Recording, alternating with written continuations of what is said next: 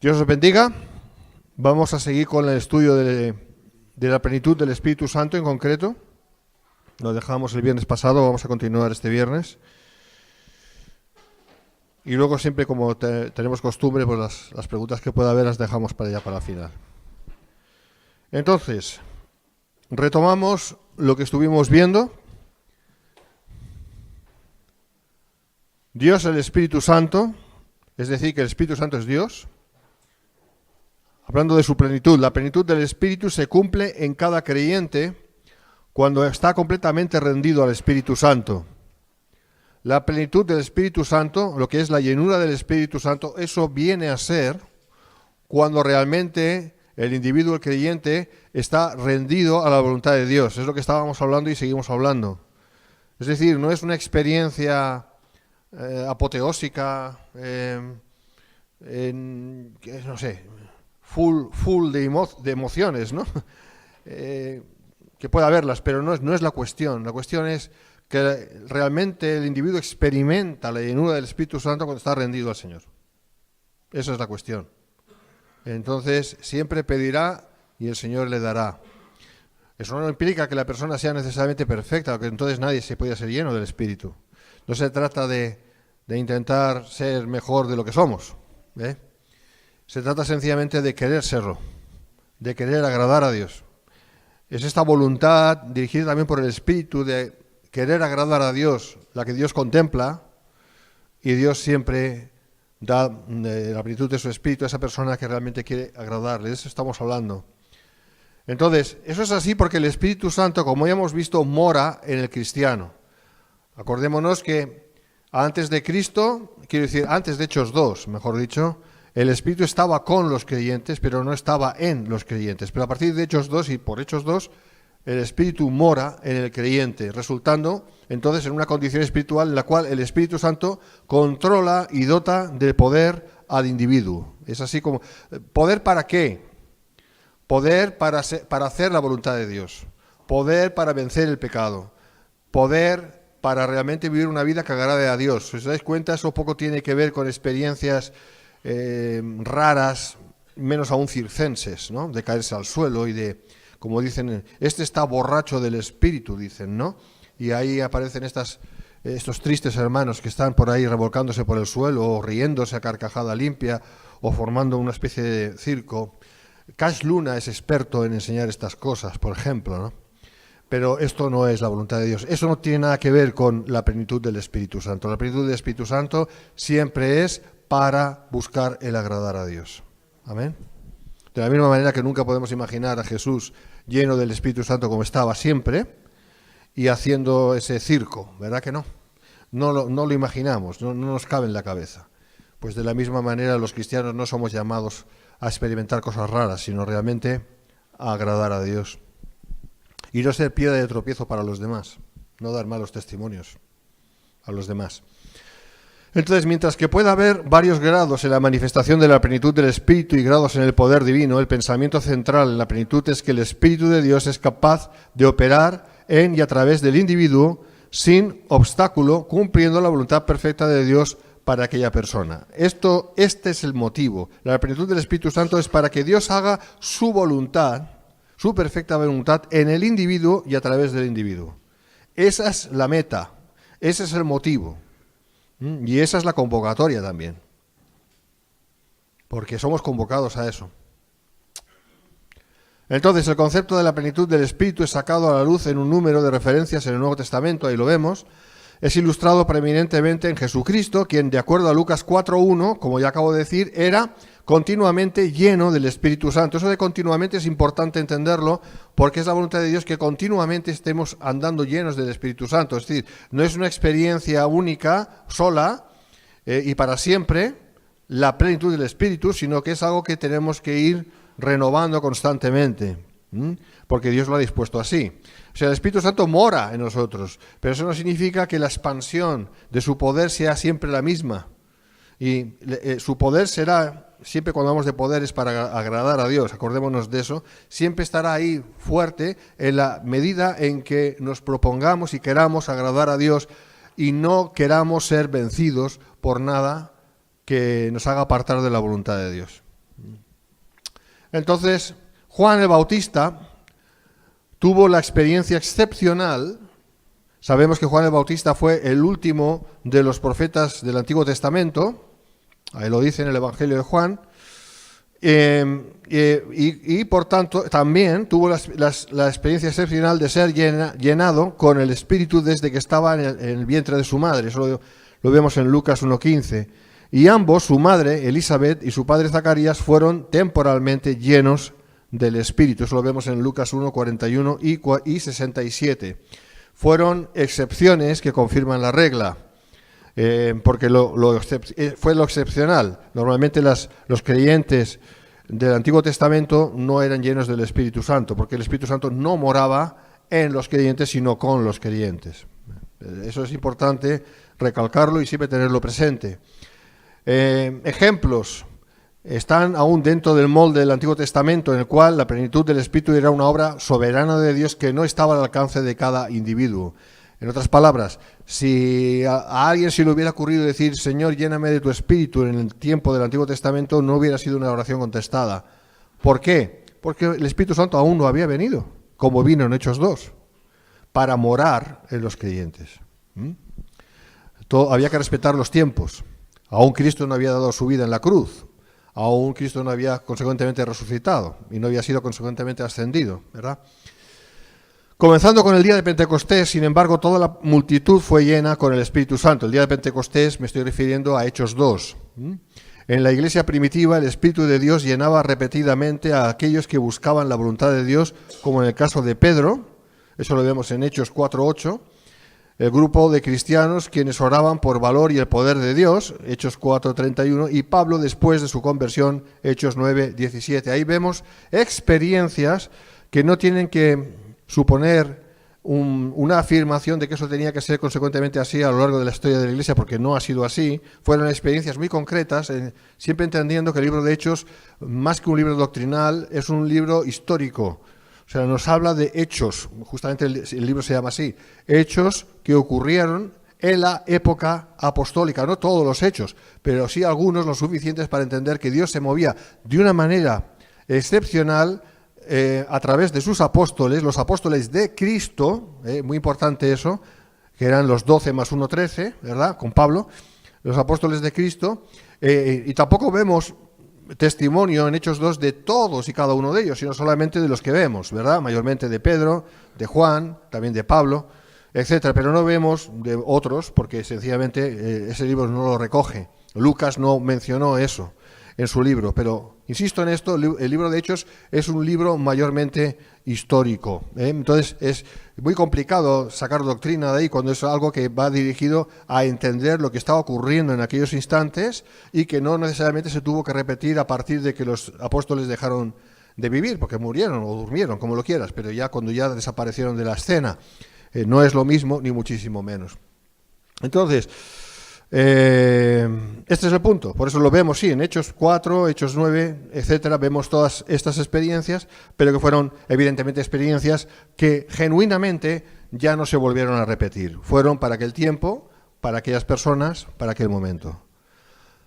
Algunos se caracterizan por estar en un continuo estado de plenitud del Espíritu, como se ilustra en los primeros diáconos, Hechos 6:3, y Esteban el mártir, también lo vemos, Hechos 7:55, y también en Bernabé, Hechos 11:24. Es interesante entender esto, ¿no? Porque Bernabé, pues hombre, no dio siempre el mejor de los ejemplos, ¿no? Porque dice que se peleó con Pablo, ¿no? ¿Verdad? Pablo se peleó con Bernabé por causa de Marcos. Y sin embargo estaban llenos del Espíritu, ¿no? Bueno, estaban llenos del Espíritu porque no por mérito propio, porque nadie puede meritar por nada de Dios. Sencillamente la voluntad de Dios tenía que cumplirse y Dios les llenaba del Espíritu, pero eso no significa que ellos en sí mismos fueran conforme a una perfección que todos hubiéramos querido que tuvieran, ¿no? Como nosotros tampoco la tenemos, ¿eh? Pero es que Dios hace lo que quiere, cuando quiere, con quien quiere, porque los propósitos suyos se tienen que cumplir, ¿vale? Entonces, esta idea de que ser lleno del Espíritu significa que eres un super santo, eso es una gran mentira, porque no es así. No es por merecimiento, es sencillamente porque es por la misericordia de Dios que Dios concede la plenitud de su Espíritu justamente para poder avanzar en agradarle, no porque le hemos agradado. No sé si me explico. Aunque estáis ahí, pero ¿me podéis decir amén? Es importante vuestra colaboración también. Eso es.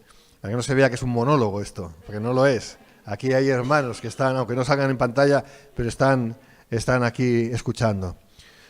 Pablo, pues lo mismo, fue lleno con el Espíritu repetidas veces, lo vemos en Hechos 13:9, y así lo fueron otros discípulos, Hechos 13:52. Bueno, tenemos el caso clarísimo en Gálatas 2, ¿no? Cuando Pablo le recrimina a Pedro y le dice que era de condenar, ¿no? Porque estaba haciendo el juego con los judaizantes, ¿no? Les estaba de alguna manera favoreciendo en sus mentiras, en su andar mentiroso, ¿no? Y Pablo le recrimina así y le dice, Pedro, era digno de condenar, ¿no? Y tú ves esto y dices, Dios mío, Pedro, el super, hiper, mega apóstol, ¿no?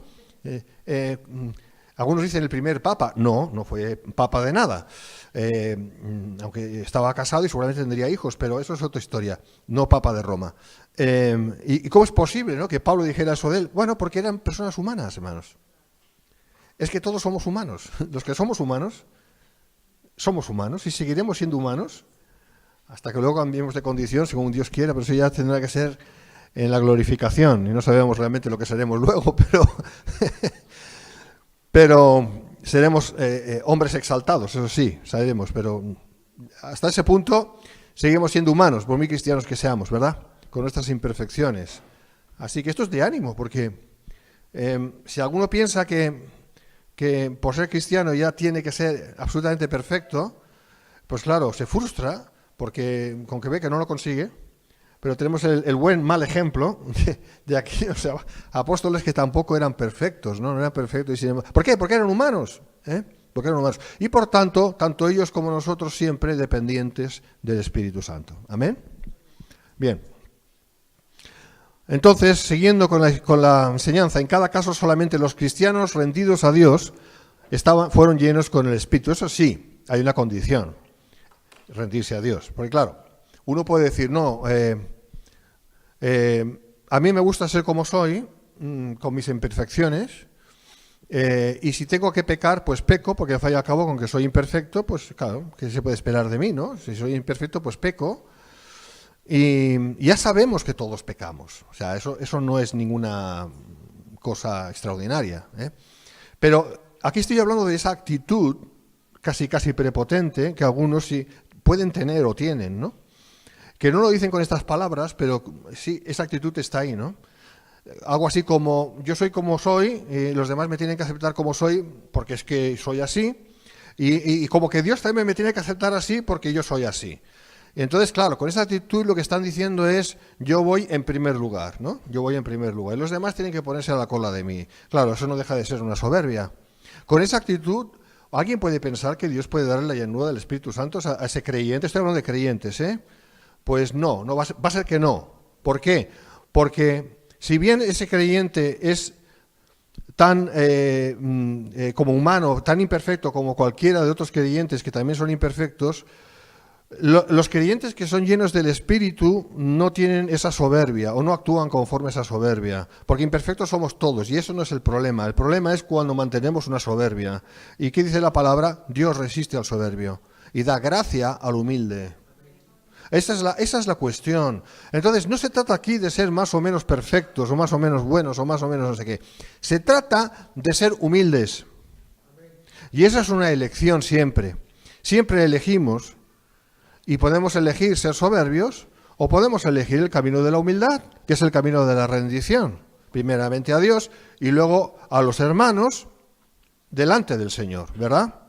Es decir, considerándonos a los demás como superiores a nosotros mismos. De eso estoy hablando, Filipenses 2. Entonces, la cuestión es esta. ¿Será siempre lleno del Espíritu Santo aquel creyente que, aun siendo imperfecto, realmente busque el andar en humildad y en humillación cuando sea preciso?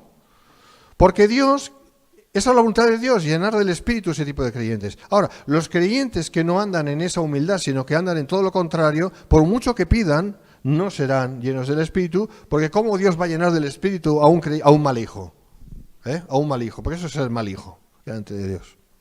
Entonces, siempre el camino es el camino de la humillación, de la humildad en el sentido de poner la humildad por práctica, ¿no? El camino de la humildad. A veces nuestro pronto siempre podría ser el de la soberbia, el del orgullo, ¿no? También depende cómo nos hayamos criado, depende de nuestra genética espiritual, muchas cosas ahí están en juego, ¿no? Pero en definitiva llega un momento en que el Espíritu Santo te convence, ¿eh? Y ahí está el punto, hermanos. Cuando el Espíritu Santo te convence y entonces tú te das cuenta de que estás andando en soberbia, ahí tienes dos opciones. Una es la que vale, la otra no. La que vale es decir, Dios mío, gracias por haberme iluminado, por haberme hecho entender de que estoy andando en soberbia. No quiero andar así. Y la otra opción es hacer todo lo contrario, ¿no? Esta última opción no es opción, es una mala respuesta a lo que Dios pretende. Por lo tanto, siempre el camino es el de reconocer las cosas, restituir, si hay que restituir, pedir perdón y arreglar las cuestiones con lo que está en nuestra mano hacer. Si andamos realmente, genuinamente así, claro que podemos pedir que el Señor nos llene de su Espíritu y seremos llenos de su Espíritu. Porque Dios quiere favorecer a este tipo de creyentes. Amén. Ahora, siguiendo con la cuestión, a los creyentes del Antiguo Testamento nunca se les ordenaba ser llenos con el Espíritu, aunque en algunas ocasiones fueron amonestados, como Zorobabel, que la obra del Señor se cumple no con ejército ni con fuerza, sino con mi espíritu, ha dicho Jehová de los ejércitos. Pero eso era por un propósito muy concreto por el cual Dios obró, primero llamó y luego obró en Zorobabel para que eso fuera así. Pero, como ya dije antes, los creyentes, o los justos, mejor dicho, del Antiguo Testamento, no eran llamados a ser llenos del Espíritu sencillamente porque esa opción aún no existía. Cristo aún no había venido y había cumplido con su obra. Zacarías 4:6. En la era presente a cada cristiano se le ordena ser llenado con el Espíritu. Ahora sí. No solamente Dios dice algo así como, bueno, tenéis la opción de ser llenos del Espíritu si queréis. No menospreciemos las cosas de Dios. Eso no es así. Es la voluntad de Dios que seamos llenos del Espíritu. Es la voluntad de Dios que le pidamos que Él nos llene de su Espíritu. Y si no lo hacemos, como ya vimos el viernes pasado, es una desobediencia leve, pero una desobediencia. Ahora, para la inmensa mayoría de los creyentes, voy a hablar de forma genérica, una inmensa mayoría, no decir una inmensa mayoría de creyentes, les es muy cómodo valga la redundancia, acomodarse a un estilo de vida en el cual, algo así como que no es necesario la plenitud del Espíritu porque uno ya va tirando. Como que espiritualmente uno ya va tirando, ya va haciendo, ya va bien. Y se acomoda a un estilo de vida que realmente no le está dando la gloria a Dios. Porque a la gloria a Dios o se la damos o no se la damos. Pero lo que no puede ser es que alguien pretenda que le da un poquito de la gloria a Dios y un muchito no se la da. No, o es todo o es nada. ¿Y cómo se le da la gloria a Dios? ¿A través de una perfección humana? No, ya sabemos que eso es imposible. A través de querer ser perfectos delante de Dios, agradando a Dios. Eso sí. No en una religiosidad y un rigorismo legalista que no va a ningún sitio. Eso no agrada a Dios. Eso intenta de alguna manera traerse la gloria a uno mismo.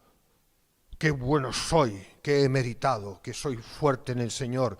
Pero no, realmente lo que eres o quieres ser es ser fuerte en ti mismo, pretendiendo que eres fuerte en el Señor. En realidad, tú estás pretendiendo ser fuerte en ti mismo. ¿Y cómo le va a dar la gloria a Dios? Eso no da la gloria a Dios. Ni siquiera tampoco te da la gloria a ti mismo, no te la da, porque es imposible, porque nadie puede recibir ninguna gloria verdadera, pero lo estás pretendiendo. Y eso es un error, ¿amén? Eso es un error. Por lo tanto, no queremos desobedecer a Dios ni siquiera de una manera parcial, una manera ligera, una manera más o menos casi inconsecuente, no, queremos obedecer a Dios de verdad, ¿amén?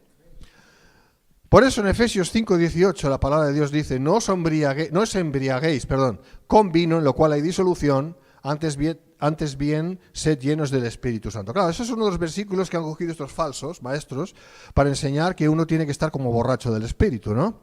No. Aquí lo único que se puede asemejar el ser lleno de vino con el ser lleno del Espíritu es que es en el que hay que ser lleno, nada más.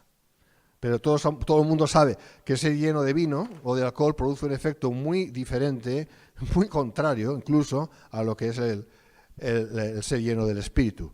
Por una razón, el que está lleno de vino y de alcohol no tiene control de sí mismo. El que está lleno del Espíritu Santo sí tiene control de sí mismo. Empezando por ahí.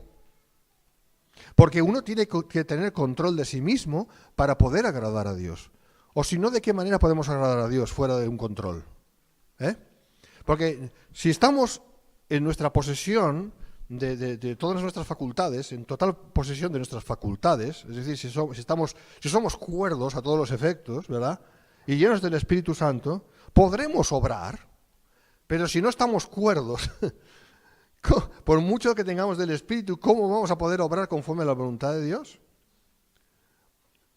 Y dicho esto, pues puede haber hermanos, de hecho los hay, hermanos que tengan alguna deficiencia mental y sin embargo estén llenos del Espíritu. Pero claro, si tienen una deficiencia mental, es decir, si no son absolutamente dueños de sí mismos, ¿verdad?, no podrán obrar de la misma manera, a no ser que Dios haga un milagro, no podrán obrar de la misma manera que un hijo de Dios que sí tiene sus facultades mentales absolutamente en orden y está lleno del Espíritu. ¿Amén? O también puede pasar que este hermano que esté así esté en cama y no se pueda mover y tenga sus facultades mentales absolutamente perfectas, lleno del Espíritu, pero no puede hacer mucho porque está en cama. Así que en definitiva Dios demanda de cada uno lo que Dios demanda. ¿Amén? No sé si me seguís. En otras palabras, ¿cuál es nuestra responsabilidad? Que esa es la cuestión. ¿Cuál es nuestra responsabilidad? ¿Cuál es mi responsabilidad? Pues mi responsabilidad es estar lo mejor posible que yo pueda estar delante de Dios física, mentalmente, espiritualmente, sobre todo, claro. Es decir, buscando el agradar a Dios y pidiéndole a Dios que me llene de su Espíritu. Porque de esa manera podré hacer la voluntad de Dios, la que Él tenga. ¿Amén? Hasta que Dios diga otra cosa. Evidentemente llegará un día en que tendremos que partir, y para eso no hay remedio físico. ¿Amén? Pero mientras tanto, hagamos la voluntad de Dios. Pero volviendo a la cuestión, no os embriaguéis con vino en lo cual hay disolución. ¿Qué significa disolución? Pues en definitiva, estupidez, falta de cordura, es un posicionamiento absolutamente antihumano, contrario a la humanidad que Dios ha diseñado, ¿no? Es sencillamente es un sentir, es un estado, es la palabra, es un estado en el cual es imposible poder agradar a Dios. Cuando hay disolución, no se puede agradar a Dios. Y eso es lo que pasa cuando uno está lleno de vino o de alcohol. Por eso la vida prohíbe el embriagarse de alcohol. Con alcohol, claro, se entiende. Sin embargo, si entendemos eso como ser embriagados, como ser llenos del Espíritu Santo, la cosa cambia mucho. Porque eso de ninguna manera nos va a crear ningún tipo de disolución. ¿Amén? En ningún modo. Entonces, en la Escritura está claro que un cristiano puede ser genuinamente salvo. Aquí pasamos a otro tema ya. Uno puede ser genuinamente salvo sin ser lleno del Espíritu. Pero, otra vez, ¿da la gloria a Dios eso? No. ¿Por qué? Hombre, porque Dios ha cumplido con su parte, que es salvar, lo cual solamente Él puede hacer, pero el que no es lleno del Espíritu es porque está fallando.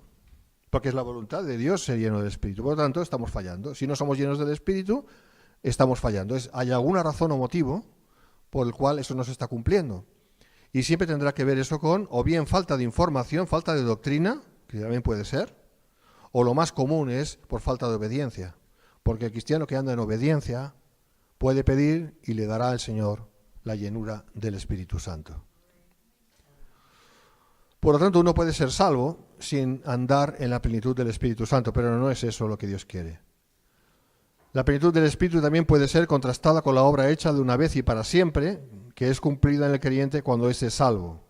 Eso es el contraste. Es decir, que la plenitud del Espíritu no ocurre una vez, sino que tiene que continuar ocurriendo vez tras vez. Es un continuo. Es la voluntad de Dios que siempre estemos en dependencia, y nunca mejor dicho, en dependencia del Espíritu Santo y por lo tanto de su llenura. ¿Por qué? ¿Por qué Dios lo quiere así? Pues es muy sencillo. Porque nuestra naturaleza humana, ¿qué nos dice? yo puedo. Y si no lo dice, lo hace. La autosuficiencia es carne de nuestra carne.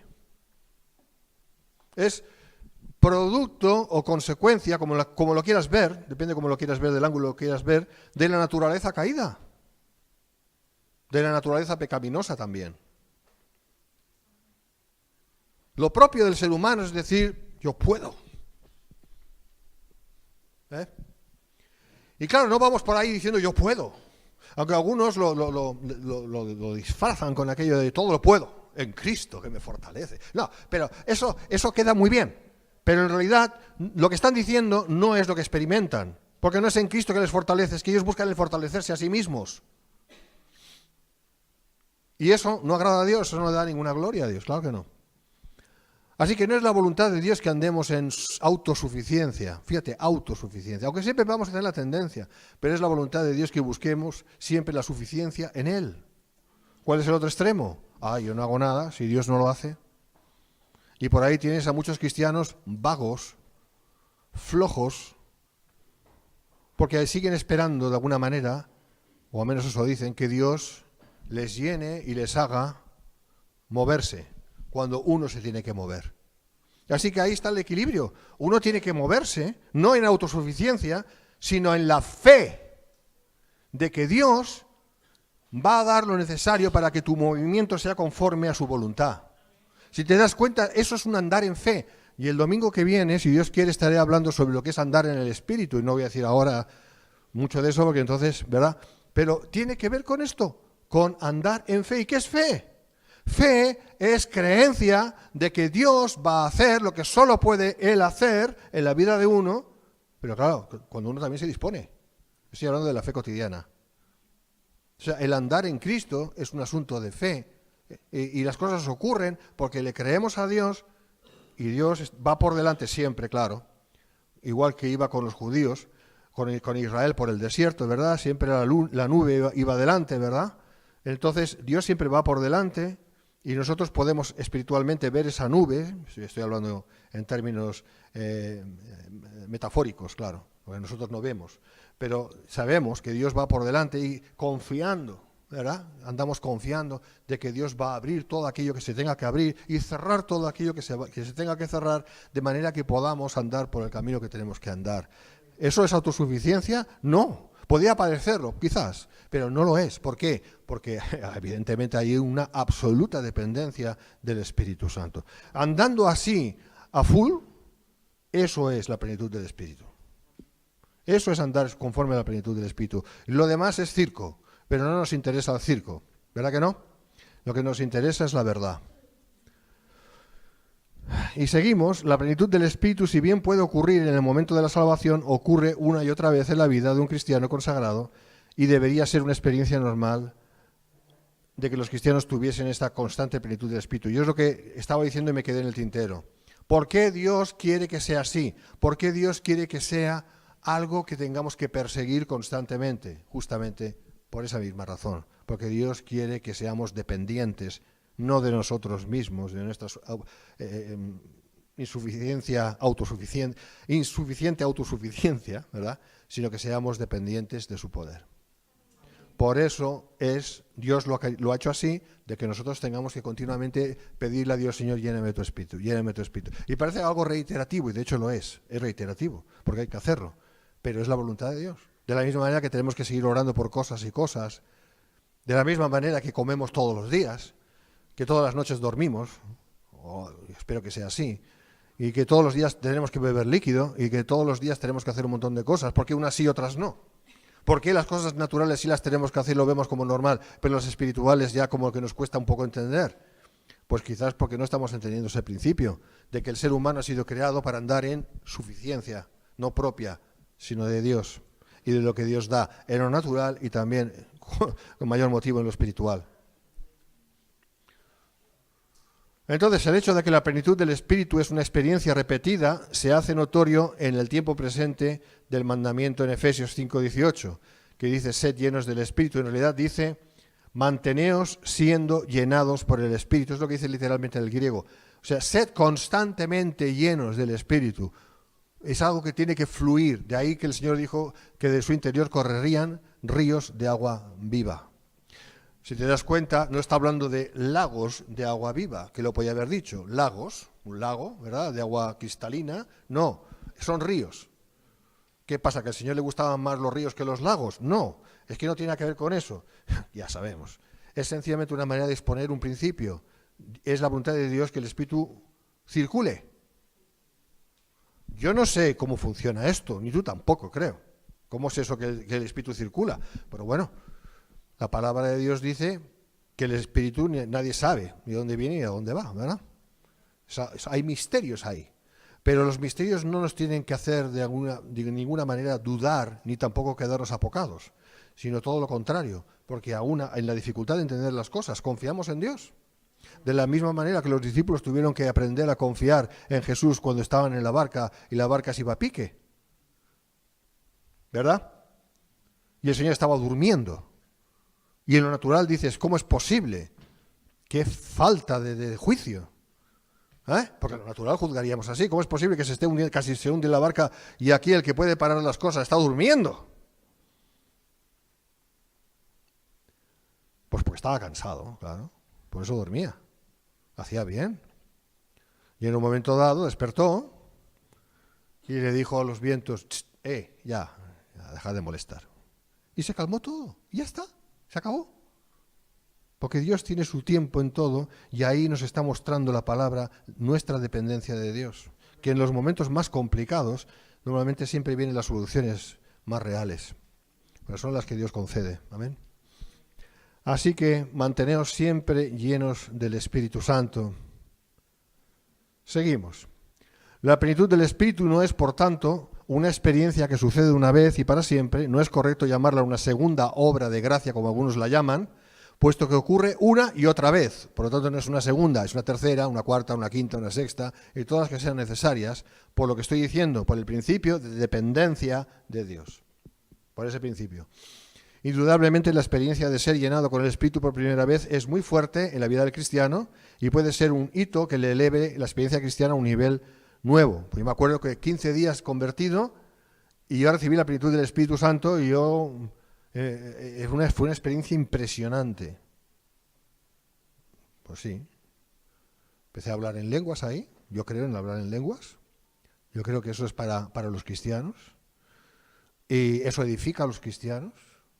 Para eso Dios ha concedido ese don. Muchas veces no sabes cómo orar y empiezas a orar en lenguas. Tú sabes que estás orando cosas. No sabes lo que es, pero tú sabes que estás orando cosas.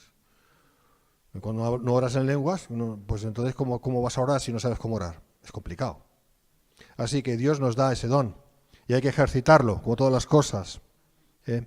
Así que sí, es una experiencia, en un sentido, sí, pero es una experiencia que tiene que ir multiplicándose, o sumándose si quieres. Tiene que ir produciéndose a lo largo de la vida cristiana. No es una sola vez, es todas las veces que sea necesario. Voy a decirte una cosa. ¿Cuándo necesitamos la plenitud del Espíritu? En momentos concretos. Voy a decirte un caso. Cuando tú y yo estamos delante de una situación en la cual nos sentimos atrevidos a decir, esto lo voy a solucionar yo.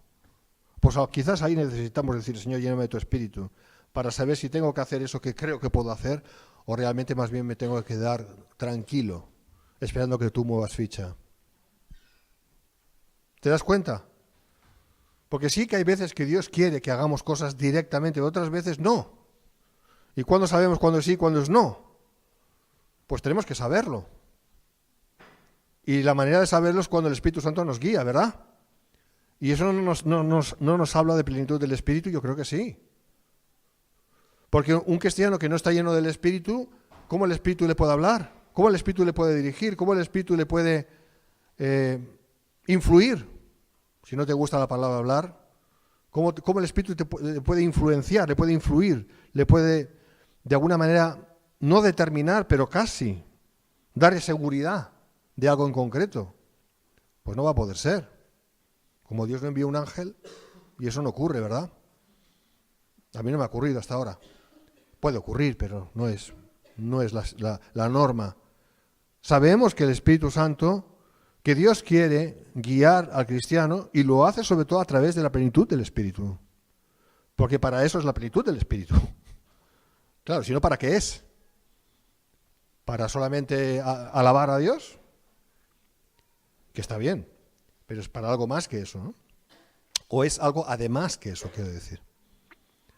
Por lo tanto, si queremos ser guiados por el Espíritu, necesitamos la plenitud del Espíritu. Ese es uno de los motivos principales por los cuales necesitamos la plenitud del Espíritu, para ser guiados. Tú y yo estamos delante, vamos a imaginar, delante de una situación muy complicada y todo el mundo lo tenemos en contra. Y nosotros sabemos por la palabra que tenemos la razón, no estamos equivocados. Estoy presentando una hipótesis, ¿no? Un ejemplo. Pero tenemos una oposición muy grande, muy grande, muy grande. Llega un momento en que casi nos vence eso. Y nos vemos tentados a rendirnos, ¿no? A decir, bueno, perdonad. Cuando no tenemos que decir perdonad, porque nos tenemos que mantener en nuestra posición. Delante, por ejemplo, de falsas doctrinas o de hermanos que vienen con falsas doctrinas, por ejemplo, ¿no? Eso es muy común hoy en día. No necesitamos la plenitud del Espíritu. Pregunto, ¿no necesitamos la plenitud del Espíritu para mantenernos en nuestro lugar y ser convencidos por el Espíritu de Dios? Yo creo que sí. Porque solo a través de la plenitud del Espíritu podremos superar ese problema. Eso les pasó a los primeros discípulos, los 120 que estaban en el aposento alto, en Jerusalén. Por eso el Señor les dijo, quietos ahí, no os mováis, hasta que seáis llenos del Espíritu Santo. ¿Por qué? Pues porque no tenían ese poder para enfrentar esa oposición tan terrible que se estaba levantando por parte del enemigo. Necesitaban ser constantemente llenos del Espíritu Santo. Y eso empezó a ocurrir a partir de Hechos 2.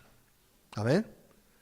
Así que sí necesitamos ser llenos del Espíritu Santo. Si no, poco vamos. Si no, ¿sabe lo que pasa? Que el cristiano tiene la tendencia a ser políticamente correcto.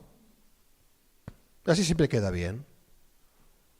Y a eso le llama un acto de amor. No, hermanos, hay que amar, hay que amar.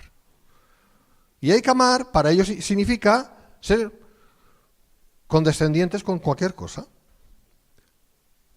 Y podría dar muchos ejemplos, ¿verdad?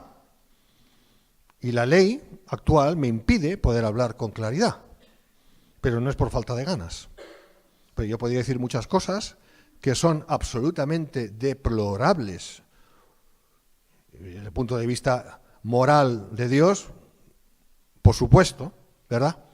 Y sin embargo, ves ahí a muchos cristianos que incluso aplauden todas estas cosas y dicen que eso tiene que ver con los tiempos y no pasa nada. Claro que muchos no son cristianos, realmente, ¿no? Pero si hay cristianos que hacen eso es porque han claudicado. Han claudicado. ¿Y por qué han claudicado? Pues entre otras razones, sencillamente porque no obedecen a Dios, no están llenos del Espíritu Santo y al final tienen el Espíritu apagado. El Espíritu apagado. Y cuando uno tiene siempre el Espíritu apagado, poco va a poder. Es como aquellos discípulos antes de ser llenos del Espíritu, pero con el agravante de la desobediencia. Porque al menos aquellos discípulos en el aposento alto estaban queriendo obedecer a Dios. Es la gran diferencia. No tenían poder aún, pero querían tener poder para agradar a Dios, para obrar conforme a Dios como lo hicieron. Pero estos cristianos de hoy en día, suponiendo que lo sean, eso solo Dios lo sabe, solo Dios conoce a los que son suyos, estos que encima llaman amor a lo que es malo, ¿cómo van a agradar a Dios? De ninguna manera. Y evidentemente no andan conforme al Espíritu Santo, ni muchísimo menos. De la naturaleza de la plenitud del Espíritu puede concluirse que la amplia diferencia en la experiencia espiritual observada en cristianos y los varios grados de conformidad a la mente y voluntad de Dios pueden ser atribuidos a la presencia o ausencia de la plenitud del Espíritu. El que desea hacer la voluntad de Dios debe, por consiguiente, entrar por completo en el privilegio que Dios le ha dado al ser morada del Espíritu y tener la capacidad de rendir completamente su vida al Espíritu de Dios, que es justamente de lo que estaba hablando todo este rato. Muy bien. Creo que lo voy a dejar aquí, y porque nos vamos ya a otro tema. Así que gracias por estar ahí y por atender a la palabra de Dios, que es lo que importa. Dios les bendiga.